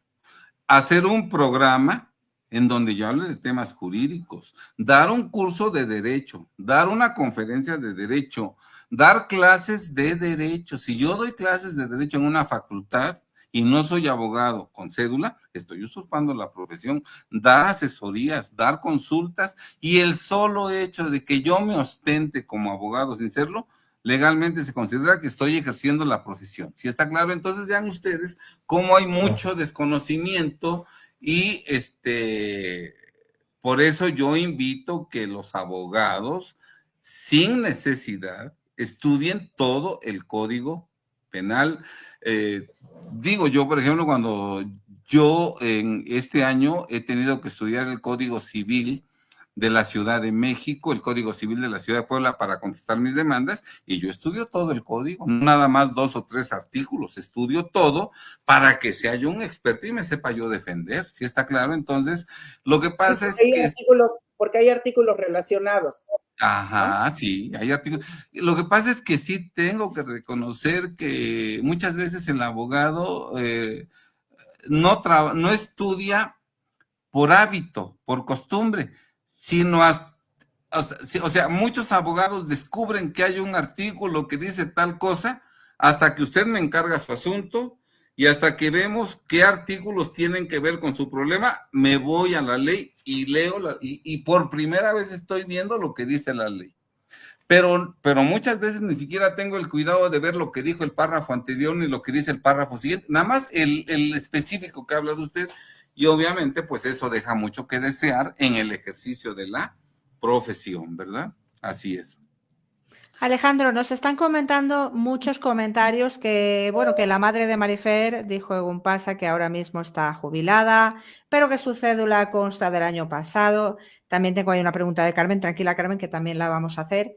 ¿Qué está pasando con aquello que ella viene diciendo como desde el 2014? Y ahí sí que hemos visto vídeos diciendo que ella es abogada egresada por la UNAM, cuando no ha sido así, menos en aquel entonces. Entiendo que, o sea, se puede denunciar en retrospectiva, es un poco lo que estamos diciendo. Sí, habría que ver, la acción penal prescribe en cierto periodo. En algunos casos, creo que la regla general es que para saber el periodo de prescripción de un delito para denunciarlo, hay que irnos a la pena mínima más la máxima y luego dividirla entre 2. Por ejemplo, el delito de lavado de dinero se castiga con prisión de 5 a 15 años. Si sumamos 5 más 15, llegamos a 20. Entre 2, para sacar el término sería 10 años. Entonces, podemos denunciar el lavado de dinero ocurrido de 10 años para acá. De 11 ya no, a menos que sea servidor público. Porque tratándose de servidor público, antes la pena se aumentó en una mitad y ahora ya se aumentó al doble. Sí, ya tratándose de autoridades, el lavado de dinero se puede denunciar hasta el cometido hace 20 años, ¿sí? Y cuando los delitos son pequeños, son con penas muy chiquitas. Normalmente las leyes penales hablan de que la acción penal prescribe en 5 años, ¿sí está claro? Entonces, si de 5 años para acá la mamá de Marifer se ostentó como licenciada en Derecho, cuando no tenía cédula profesional, se le puede denunciar. Se le puede denunciar, y el hecho de que a partir de 2023 tenga cédula profesional no borra los años en los que se ostentó como licenciada en Derecho sin tener títulos. ¿Sí está claro? Entonces, además quiero comentar que en tratándose de la Ciudad de México, la ley reglamentaria del artículo 5 constitucional en materia de profesiones claramente señala que, dada la gravedad de que a la sociedad se le defraude y se le engañe atribuyéndose profesiones que uno no tiene, ¿verdad? Se concede acción popular para que cualquiera pueda denunciar el delito, no siendo necesario que yo sea víctima. O sea, yo no tengo que decir, no es que a mí me hizo daño esa persona, no. Yo sé que fulano de tal se atribuye a una profesión o a un grado que no tiene, y hay forma de demostrarlo, ¿verdad? Se puede denunciar, porque hay acción popular, cualquiera lo puede hacer, y esa ley reglamentaria del artículo 5 vigente en la Ciudad de México y en toda la República en asuntos del orden federal señala que los derechos de la sociedad están por encima de los derechos de los profesionistas. O sea, si hay en algún caso el profesionista considera que tiene derechos, pero también la sociedad tiene derechos, prevalecen los derechos de la sociedad. Ahora, si los derechos de la sociedad prevalecen por encima de los derechos de un profesionista, con mayor razón, los derechos de la sociedad prevalecen por encima de un usurpador de profesiones que ni siquiera es profesionista, ¿sí? Así Pero es. aquí procedería si no está normado que se necesite ser abogado o profesionista para hacer peritajes grafológicos. Ahí creo que Bueno, pero yo peritajes. para qué yo no me preocuparía mucho por ese tema. Si Marifer se ha ostentado en los últimos 5 años como abogada, cuando no tenía título porque lo acaba de obtener en 2023, pues no tiene caso que yo ande buscando lo de la grafología cuando hay algo ya evidente, cuando hay algo palpable, cuando hay algo obvio, ¿no? Así es. Yo lo menciono porque una de las cosas que Diana Luz está impulsando justo son los dictámenes periciales en el caso de la manutención, en el caso de la patria potestad, etcétera, que han sido principalmente utilizados en esos casos familiares. Y esa es la inquietud que ella tiene. Por eso lo pregunto, porque si lo que yo haría en ese caso, en un caso concreto, le digo, si mi contraparte está ofreciendo la prueba pericial en grafología, yo también la ofrezco con mi perito en grafología, y además ofrezco la prueba en psiquiatría para ver el estado mental de mi contraparte, que ese sí es una prueba pericial. Obviamente, si le dan más valor a la prueba de la grafóloga, pues yo me voy al amparo. Digo, ¿cómo es posible que el tribunal le esté dando más valor a alguien que a duras penas terminó la primaria, ¿verdad? Por encima de alguien que tuvo su carrera profesional de médico, más la especialidad en psiquiatría, ¿sí está claro? O la carrera de psicóloga más la especialidad para hacer, o la maestría para ser terapeuta, ¿no? En psicología. Entonces, todo eso hay que irlo preparando. El chiste es conocer la realidad y con base en la realidad ir tomando las medidas que nos aseguren salir avante y que no nos ganen gente en los juicios, gente claro, deshonesta, ¿verdad? Así es. Sí, Así es. estaba platicando con Diana Luz y me decía que ella está recopilando los casos donde se ha fallado a favor de alguna de las partes de manera injusta para la otra, sobre todo en casos familiares, y están haciendo una recopilación de cuántos casos el dictamen pericial de grafología ha sido un factor determinante para eso. Porque también a mí me pasó que en 2 ocasiones me han pedido una carta como psicólogo para decir que la persona no está bien de sus cabales. Yo no lo he aceptado porque además ni soy clínica, ¿no? Si una persona, como el caso de Emma sí lo podría hacer porque ella trae una una formación más, una formación clínica. Yo no, yo soy organizacional, aunque haya estudiado clínica, pero claro, al final yo salí como organizacional. Si a mí me piden alguna evaluación psicométrica de un ejecutivo, de un manager o de una persona por una denuncia de ética, eso sí lo hago. Y si requiero, busco a un clínico que me ayude para otra parte. Pero en este caso, por ejemplo, tengo entendido que Diana Luz está recopilando casos, no sé cuántos casos se necesiten para demostrar esto y sobre todo para echar abajo esas periciales de grafología. Sí, tiene usted razón. Oiga, por cierto, aquí a mí me gustaría destacar algo en este momento. Normalmente los abogados, y si estoy equivocado, porque puede estarlo equivocado, ¿verdad? Si hay abogados que nos están escuchando y piensan que ellos hacen otra cosa, o alguien conoce abogados que hacen otra cosa, es muy importante saberlo para retroalimentarnos, ¿no? Pero con la experiencia que yo tengo, ¿verdad? Y sobre todo en materia fiscal, ¿verdad? Normalmente cuando un abogado pierde un juicio, ya se perdió.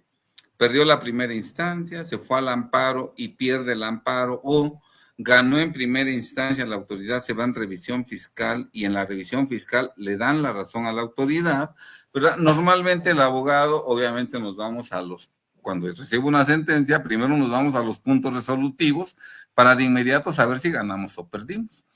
Y parece ser que en muchos casos cuando perdemos,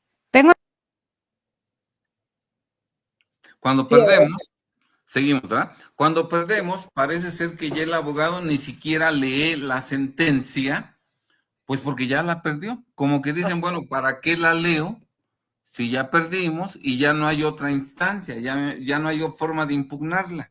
Bueno, es importante que los abogados, cuando perdamos un juicio, leamos la sentencia, la estudiemos, la analicemos, y si descubrimos que la sentencia fue dictada en nuestra contra y el tribunal violó un precepto terminante de la ley y el tribunal benefició indebidamente a nuestro contrario y nos dañó a nosotros, ¿verdad? Si fue imparcial, etcétera, etcétera, cualquier irregularidad, hay que denunciar penalmente al tribunal. Hay que denunciar penalmente al tribunal, ¿verdad? Hay delitos contra la administración de justicia. Y no importa que la sentencia esté firme, lo podemos denunciar, y si en la denuncia demostramos que su sentencia fue ilegal, ¿verdad? Podemos lograr, en primer lugar, que lo se reponga, ¿no? sentencien como culpable. Fíjese bien, si nos causó un daño económico o moral, lo pueden, si es económico, lo pueden condenar a que nos repare el daño económico. Y si es un daño moral, esa sentencia nos permite denunciarlo civilmente para que nos indemnice el daño moral, ¿verdad? Y probablemente hasta podamos reabrir el caso para que esa sentencia quede sin efectos por haberse declarado ya que es ilegal. O sea, aun cuando el asunto ya esté totalmente perdido, ¿verdad? Uno puede y debe estudiar la sentencia, porque nuestros jueces no son dioses. Nuestros jueces tienen debilidades, se pueden equivocar o se pueden vender. Y precisamente, por ejemplo, a nivel federal y a nivel local hay, fíjense bien lo que dice el artículo 225 del Código Penal Federal. Son delitos contra la administración de justicia cometidos por servidores públicos los siguientes. Fracción sexta, dictar a sabiendas una resolución de fondo o una sentencia definitiva que sean ilícitas por violar algún precepto terminante de la ley o ser contrarias a las actuaciones seguidas en juicio, u omitir dictar una resolución de trámite de fondo o una sentencia definitiva dentro de los términos dispuestos en la ley. Fíjense nada más que importante, es delito cuando dictan una sentencia contraria a las actuaciones seguidas en juicio. En el expediente hay pruebas que demuestran algo y el juez Resuelve lo contrario a lo que dicen las pruebas. Otro delito, fíjense bien, dictar una resolución de trámite. ¿Dónde están? Dictar una resolución de trámite de Gema, estamos tomando clase de derecho, Gema. Sí. Mil disculpas, me tuve que ausentar corriendo porque la casa está súper activa y son las 12 de la noche aquí, pero parece que hoy no quieren dormir justamente, así que mil disculpas. Disculpe, Alejandro. Sí, dentro del estreno después en la ley, o sea, fíjense nada más, si la ley señala cierto plazo para que se dicte una sentencia o una resolución y no se dicte en ese plazo, en ese término, es delito. Es delito. Nada más comento 2 delitos más para que vean que no estamos a lo que diga el juez, a lo que diga el magistrado. Los magistrados. ¿Eso se denuncia en el Consejo de la Judicatura? No, penalmente, independientemente de que yo haga una queja ante el Consejo de la Judicatura. Y además, otra cosa muy importante, si uno presenta una denuncia ante la Fiscalía y no le dan trámite, el fiscal está cometiendo un delito. O sea, es que tenemos una de derechos los particulares que no los ejercemos porque los abogados no los difundimos y no los difundimos porque no los conocemos. Entonces es un círculo vicioso. Por eso cualquier autoridad se cree que es verdaderamente intocable cuando no es cierto. Vean ustedes, es también delito ejecutar actos o incurrir en omisiones que produzcan un daño o concedan a alguien una ventaja indebidos. Si a mí en un juicio mío el juez o el magistrado dicta un acuerdo o no hace algo que indebidamente me daña y que indebidamente beneficia a mi contrario, yo puedo denunciarlo penalmente. Ni siquiera tengo que esperar a que el juicio concluya. Desde ahí lo denuncio, si está claro. También es retardar o entorpecer maliciosamente o por negligencia la administración de justicia.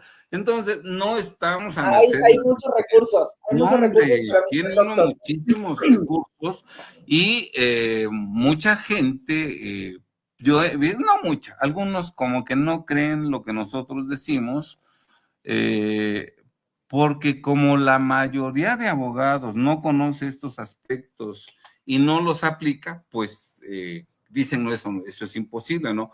Pero si todos los abogados supiéramos estos detalles y actuáramos en consecuencia ante los tribunales, otra historia tendríamos en nuestro país y a lo mejor en muchos países, ¿no? Así es. Claro. Gema, Alejandro.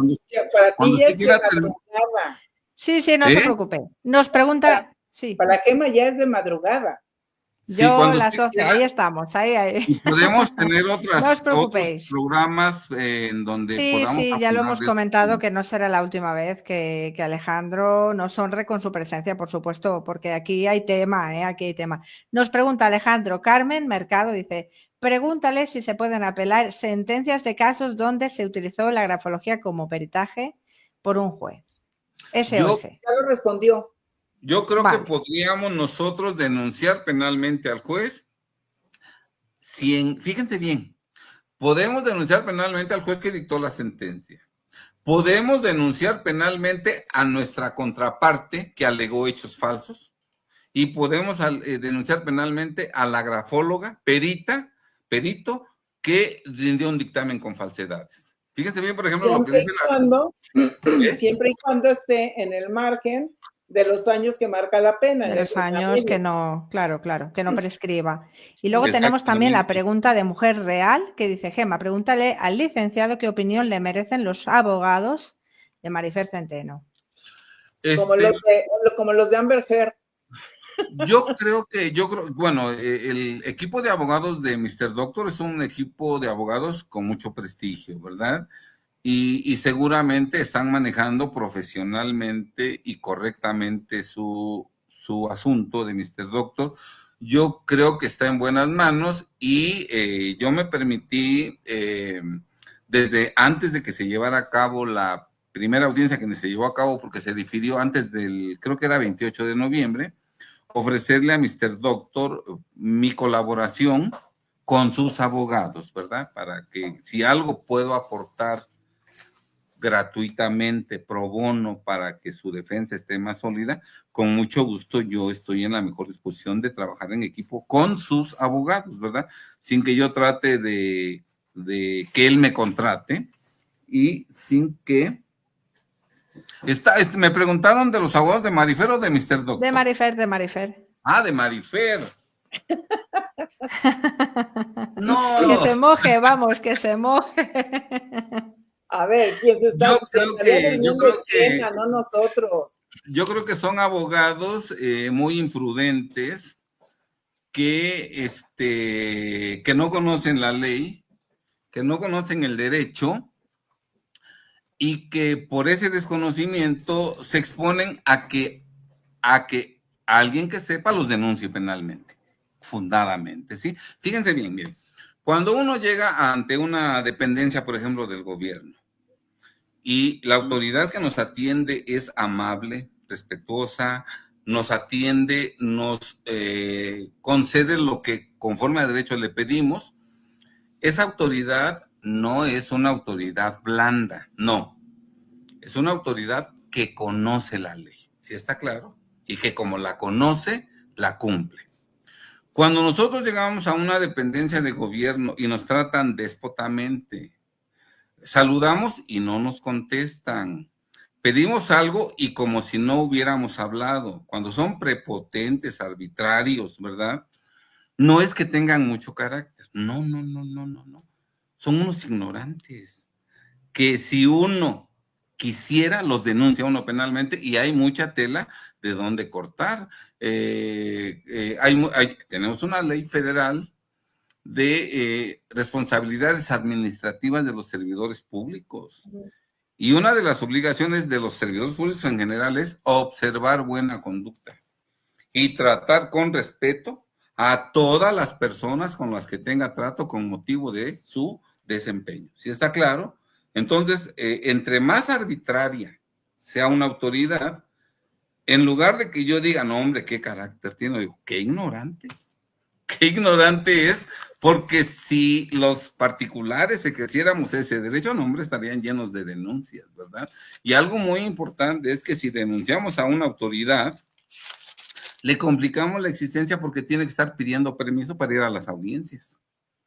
Tiene que contratar un abogado, porque las autoridades no saben litigar, ¿sí está claro? Por eso siempre que se denuncia penalmente o se demanda a un juez o a un magistrado o a un ministro, tiene que contratar abogados.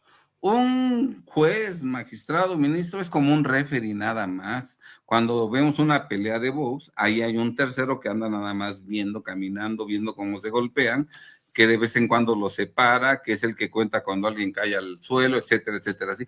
Pero él no sabe pelear. Esos son los jueces. Por eso cuando a un juez, magistrado o ministro o agente del Ministerio Público o delegado de la PGR, tienen que contratar abogados, ¿sí está claro? Porque ellos no saben defenderse.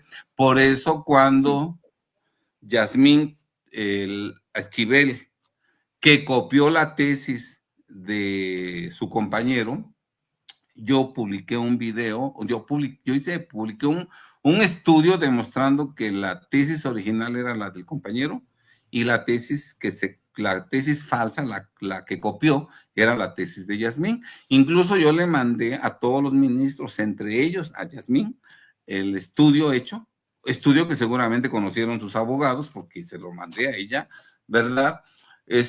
Tuvo que contratar abogados, sí está claro, porque no saben defenderse.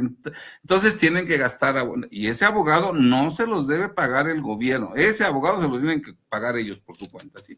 Y andar pidiendo permisos para ir a las audiencias, etcétera. Entonces se les complica la vida, pero muchas veces nosotros pensamos que una autoridad o un juez o un magistrado o un ministro, no, pues saben mucho y nos van a ganar, o que tienen mucho poder. No. Por eso yo repito, en cuanto a que me sugieren que yo concurse para juez o magistrado o ministro, lo que siempre digo, yo gato ni de Angora, yo prefiero mi libertad como contribuyente, y creo que hago más por los mexicanos desde esta trinchera que siendo juez, ¿no?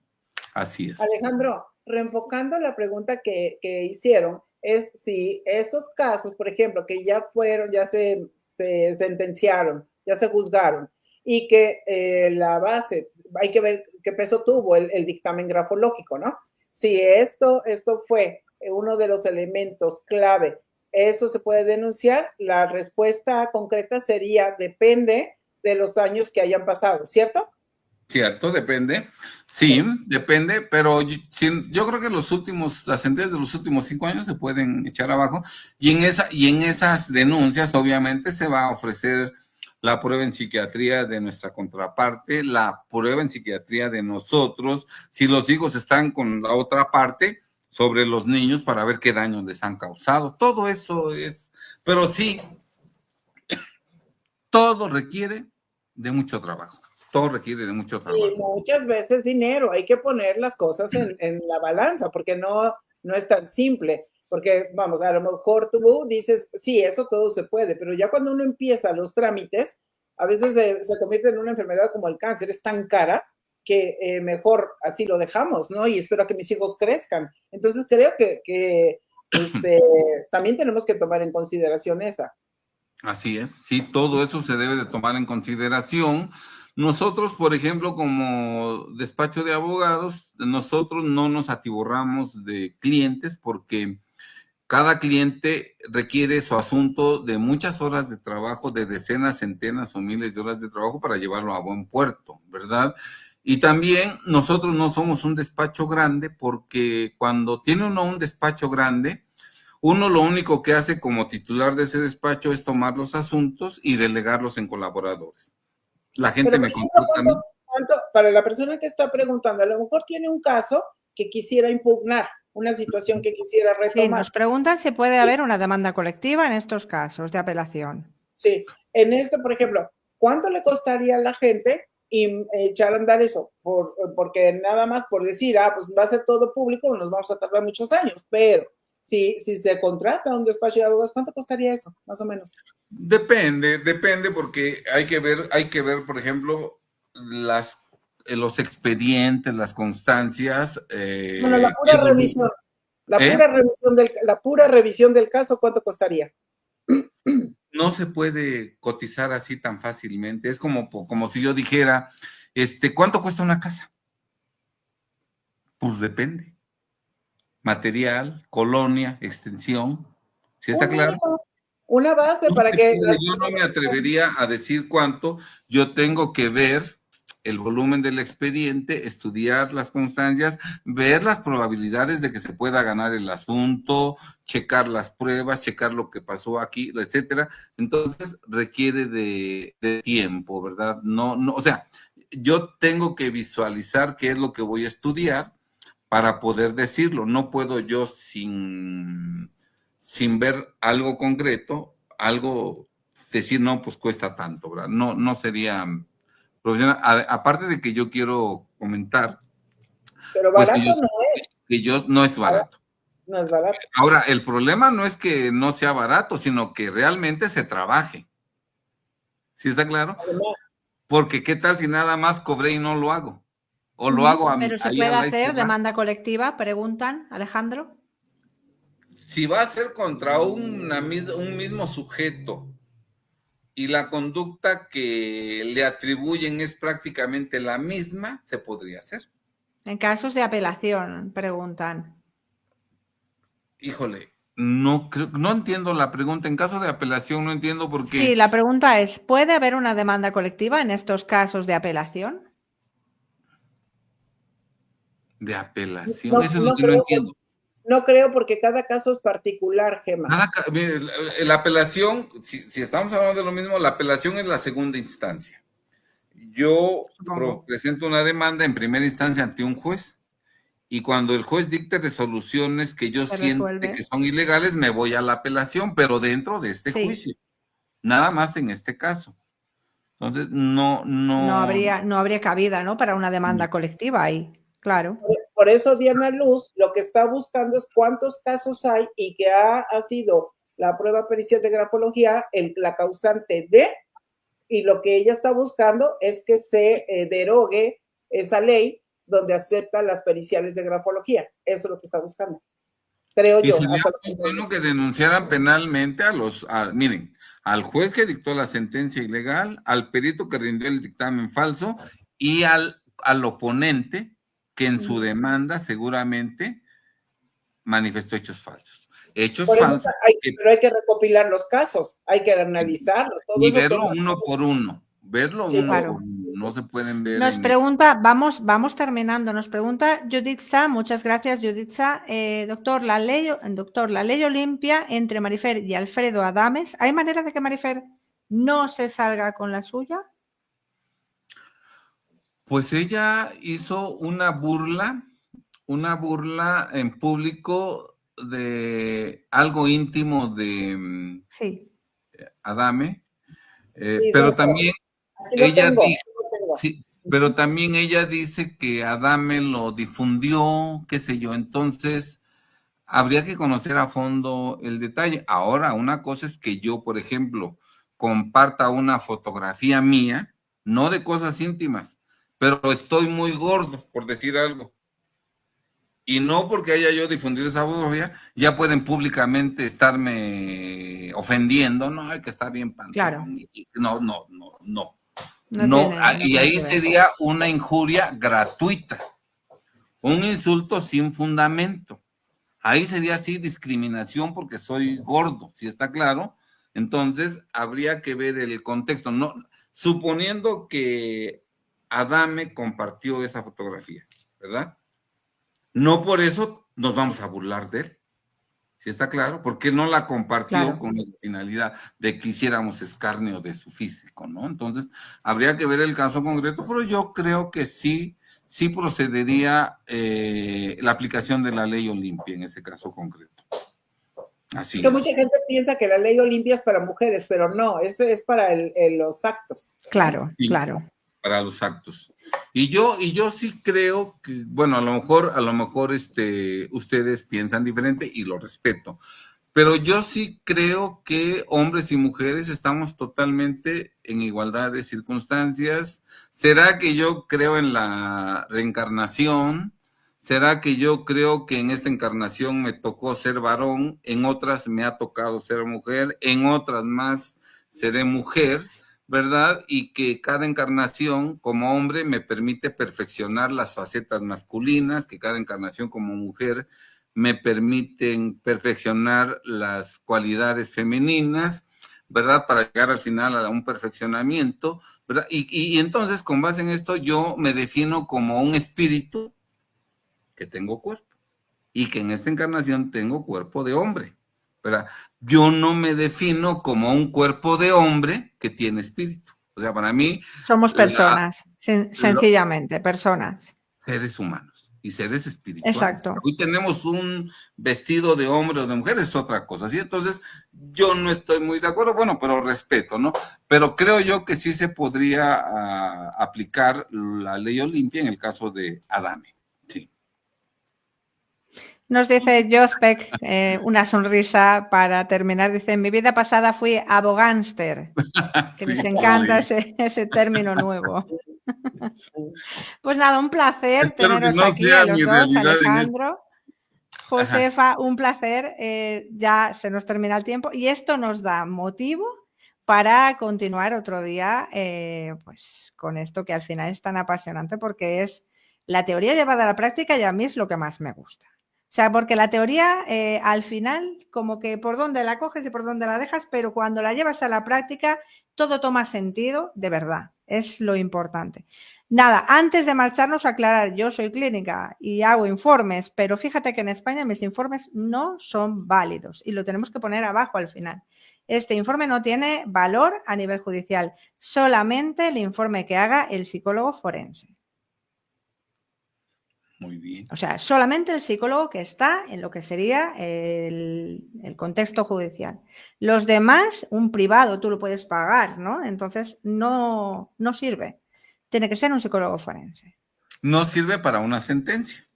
No sirve para un contexto judicial, exacto. Serviría a modo particular, personal, si le sirve, pero no en un contexto judicial, claro.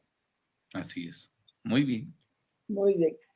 Mi querida Gemma, muchas gracias. A vosotros, un placer, un honor. Sí, Ha es sido, rico. sí, Lo sí, un hubiéramos gusto. traído, bueno, tanto tenemos chance de traer una copita de vino y brindar por el próximo en inicio, ¿no? Por hacer el countdown y todo eso. Y Alejandro, muchas gracias por esta oportunidad y creo que se abre un tema muy interesante a conversar con respecto a las tesis, que lo acabas de tocar. Nos han Y pedido también otro día para hablar del caso de Héctor Parra, que la gente está desesperada para que hablemos sobre el caso de Héctor Parra y le demos un poco más de luz, que también hace falta. ¿Cómo Así no? que Me tendré que Alejandro, documentar. tome nota y vaya preparando.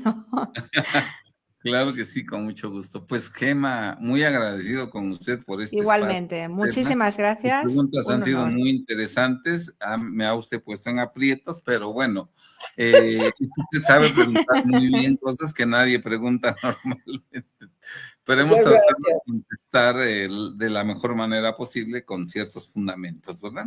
Así es. Sí, es que yo Ha quería contestado estudiar genial. medicina. Yo estudié en la UNAM, quería estudiar medicina y por políticas y demás no se pudo. Mi segunda era derecho y la que no pensé era psicología y ahí estoy, pero esas tres piezas me fascinan. Leo, estudio y demás y no soy especialista, pero sí leo mucho, entonces por eso es que los términos no me son ajenos, ¿no? Me gusta. Tienes inquietud. Sí, sí, Sí. sí, muy bien. Sí, qué Muchas bueno. Pues nada, un placer y nos vemos otro día sí o sí, ¿vale? gracias. Sí, Vamos gracias por hablando la para invitación a volver. tu casa, porque esta es tu casa. Exacto. Gracias, muy amables. Gracias, Josefa, A muy amable. vosotros, un abrazo. Chao, chao, chao. Buenas tardes.